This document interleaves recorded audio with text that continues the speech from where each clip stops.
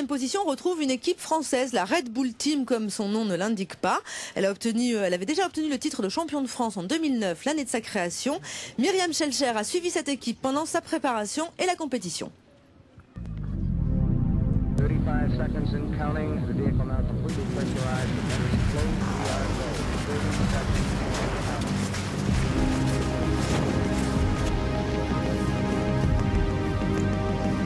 KL flight controllers coming up on auto sequence booster. How you? Confirm. Standing, go. Engine and ignition. That's right.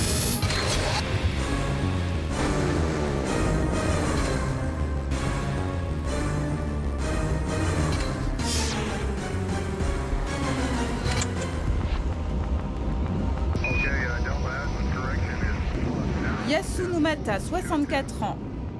Ramlal Tien, 41 ans. Mathieu Maillet et Richard Debray, 30 ans. À eux quatre, ils forment le Red Bull Kite Force. 1 an d'existence pour le team, mais de solides parcours en solo. On a tous un passif d'individuel, c'est-à-dire qu'on a tous été... Yassou a été champion du monde 2 fois avec son ancienne équipe.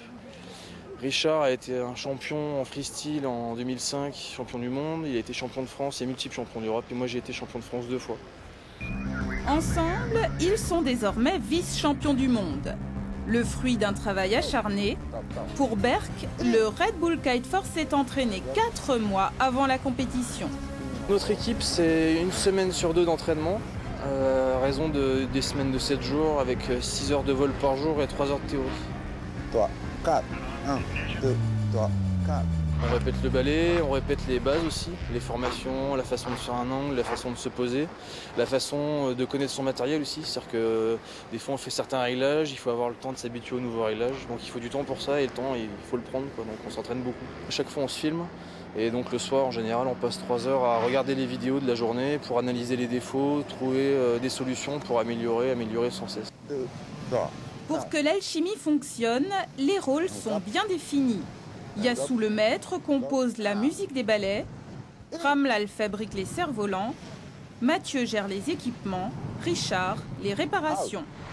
Pour le reste, la vie du team passe avant tout, et c'est comme ça. On a notre propre langage, on parle un mélange de japonais, de français et d'anglais.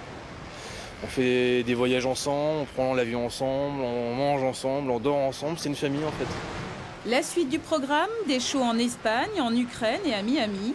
Et pour la suite, l'envie de renforcer leur statut de pro et d'en vivre pour de bon. Ce n'est pas mal parti. Nous, c'est le rêve en fait. Là, on vit un rêve. Donc on en profite. On avait le choix de le prendre, on l'a pris. Ça durera peut-être pas. Pour l'instant, ça dure, donc on le fait à fond, à 100%.